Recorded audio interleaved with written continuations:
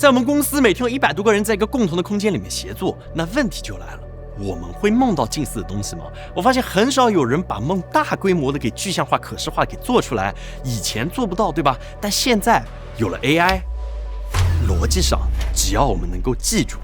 我们就能够把它给做出来。同一套模型，同一套方案，我们到底能观测到什么呢？这怎么和慕斯鸿蒙智能床 Pro HD 一拍即合？我们一起来看看影视飓风的人在做什么样的梦。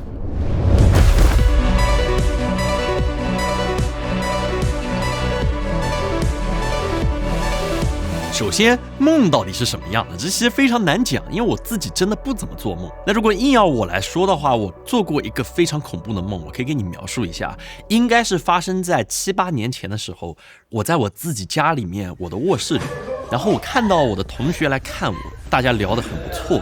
但是突然我就发现我们有2位女同学就不见了，然后我们有2位男生也不见了，然后就一个一个人在扫下去，然后到处找，我却找不到。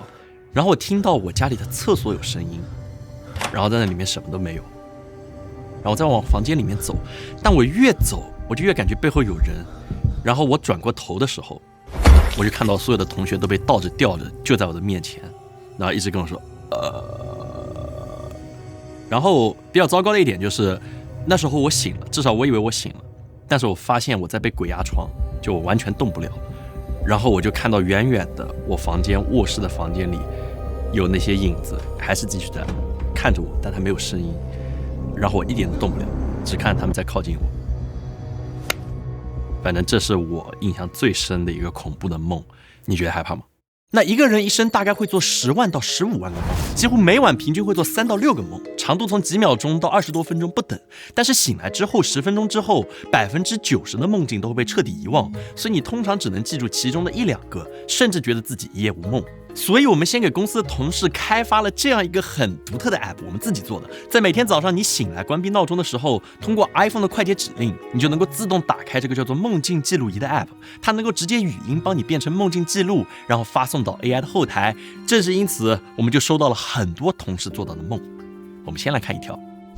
是一个哈利波特大故事背景下，我在逃跑，我怎么总在梦里逃跑？和飘逸和我喜欢的合唱团，有一些不认识的人想要抓住我们，然后躲在了一个可移动的餐车一样的东西里面，它没有轮子，但是可以用魔杖移动。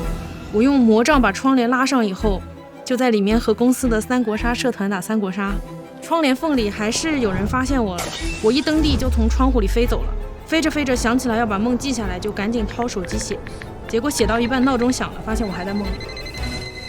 感觉是一个不怎么聪明的 AI 写出来的东西。但梦里我真的很会飞，就是看出去的视角是那种超级高超级稳定，就像那种摄影组长已经帮你调过的那种构图。航拍拍多了哈。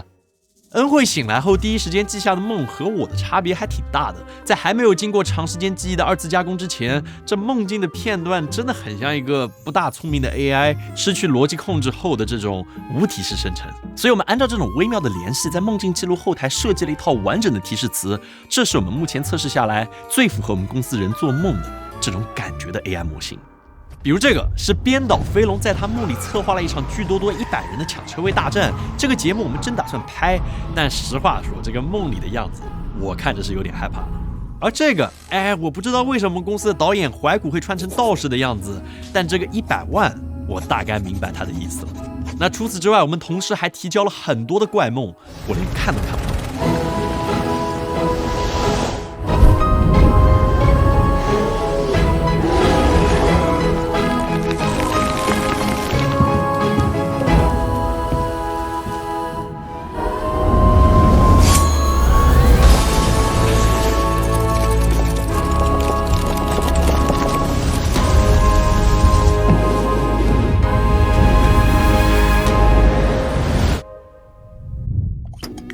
像这个梦是我们编导在做这个梦境收集时候梦到的，通过 AI 去逼近他的主观感受，就变成了这样。所以如果你感兴趣的话，我们也把这套流程发布在了我们官网，你也可以试一下，和你自己梦到的东西是不是很接近。那梦到底是怎么形成的？它为什么是这样的？我们在慕斯鸿蒙智能床 Pro HD 上完成了一次完整的睡眠实测。那得益于慕斯自研的医疗级传感器和潮汐算法，在无需佩戴任何外设设备的情况之下，我们精准地捕捉到了一次全周期的睡眠数据。入睡大约90分钟之后，你会进入被称之为快速眼动 REM 这个阶段。那此时大脑深处开始不断随机释放出一些毫无来由的信号，仿佛有人在后台漫无目的地敲击键盘。那这些信号本身没有特定的意义，但负责视觉处理的视觉皮层和掌控情绪的杏仁核依然是活跃的。他们下意识地试图把这些零散的信号给拼凑起来，为自己构建一个说得通的解释。然而，负责逻辑思维的前额叶皮层此刻已经罢工，所以我们会突然置身于某个场景，经历着某件事情，视觉如此的逼真，情绪如此的强烈，逻辑却如此的荒谬，梦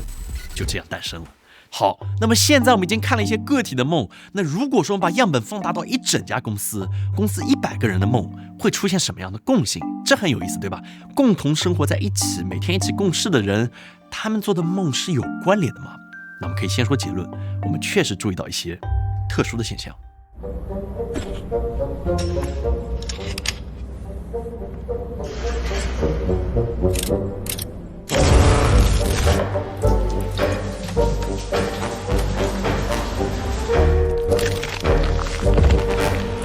在公司同事做的这100个梦里面，公司这个关键词就出现了将近30次，那光 Stonebase 就被摧毁了5-6遍，而接下来的这几个梦都是一个人做的。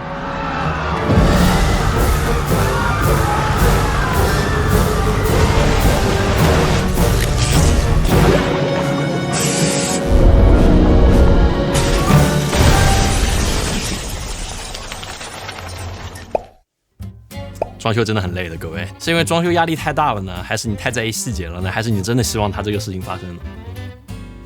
我没听到最后一个。讲一下你在公司装了多少楼，还有多少细节？现在我们手上还有2幢楼，还有2个楼在装，所以说他一直在造房子，从2023年开始应该就一直在造房子，造到现在，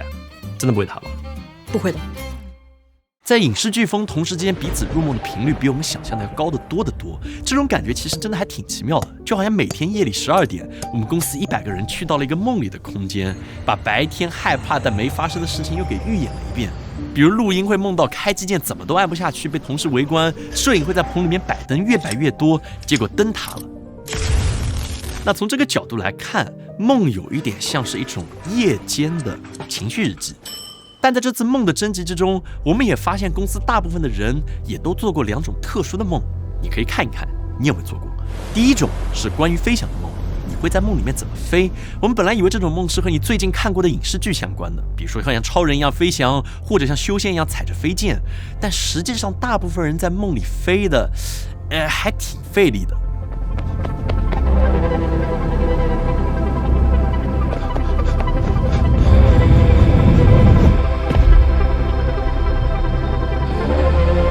这种手脚需要不停扑腾的梦，在我们公司里是最常出现的，而且这种梦经常会伴随着强烈的下坠感，一旦不使劲，就会快速从高空坠落，然后被吓醒。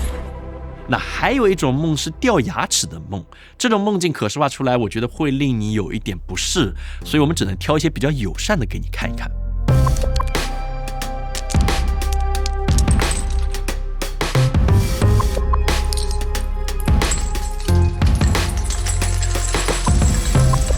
我们查询了一些资料，发现这种梦在全球的排名都很靠前，可以说是通用梦境之一。那通常是由于轻微的牙痛或者牙龈肿胀。如果你在一段时间里面做过这样的梦，记得去看一看牙医。那这种现象在心理学和生理学上其实都有对应的解释。你的大脑在睡眠中，它不是完全和外界隔绝的，它会把你身体受到的物理刺激给编进梦境里面。那鬼压床、睡眠瘫痪也是类似的道理。我们试了一下，让不同体型的同事睡在同一张床上，去分区调节床垫的软硬度。我们发现不同体重的人对于床垫软硬度的需求是完全不同的。当床垫过硬导致背部不适，或者被厚重的被子压住的时候，大脑便会试图解释这种不适感，这可真的非常糟糕，怎么办呢？那这次我们给大家体验的慕斯鸿蒙 Pro HD 采用左右分区设计，同时实现了双人共6区独立软硬度调节，胖一些的人可以睡得更硬一些，瘦的人可以睡软一些。它甚至可以感知翻身动态，快速为不同睡姿调节软硬度，让不同的睡眠需求不需要在同一张床上妥协，可以一起做一个好梦。那如果说同一个空间生活的100个人，生理环境、情绪底色还有认知素材是有可能重合的，那我们有没有可能让100个人做同一种梦呢？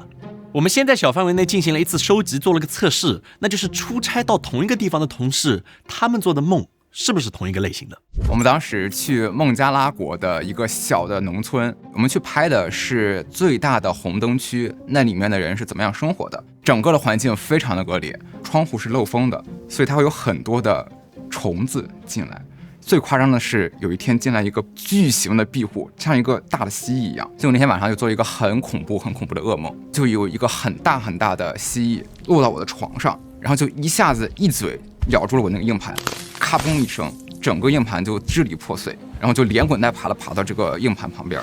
一团碎屑，上面甚至还有那个蜥蜴的牙印儿。那除了前任之外，我们还同时收到了另外一位同事的梦，他的梦是这样的。快到了。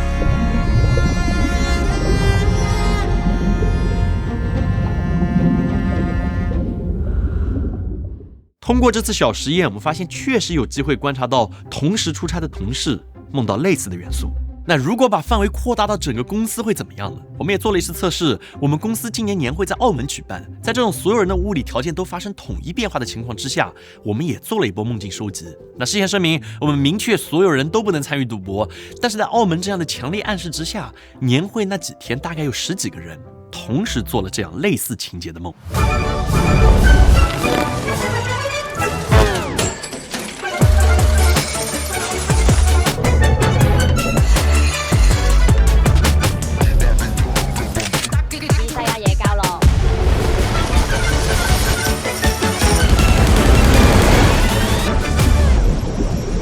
这说明同一种梦不是带有科幻色彩的伪命题，情绪传染和共鸣似乎是真的存在的。群体叙事会渗入个体的潜意识，大家情绪曲线也会逐渐逼近。但是每个人的个体经验作为变量，也会影响到整个梦的算法。可以这么理解，这是我们这一次整个探索做出的一个假设和猜想，还不够科学，我们挺希望有真正厉害的专家能一起来推进这个方向。所以这就是我们这次收集到的100个梦境的内容了。不知道你有没有做过和我们一样的梦？欢迎在评论区把你的梦告诉我们。你有没有梦到我过呢？也可以告诉我。当然，也祝大家每天都能做一个好梦。我们当然都非常不希望做着美梦被闹钟粗暴的打断。那慕斯鸿蒙 Pro HD 可以通过床垫轻柔的律动唤醒你，让你完整享受一个梦境跟睡眠。慕斯始终坚持工业设计驱动下的真舒适，在极致睡感的基础之上，将智能科技和高端美学无缝缝合。慕斯首创拍拍扣，连接全屋鸿蒙生态，把复杂操作变成一个下意识的动作。那除此之外，7+N 治愈模式和场景适配强化了腰部承托，让床垫的意义从单纯的入睡延伸至卧室全场景。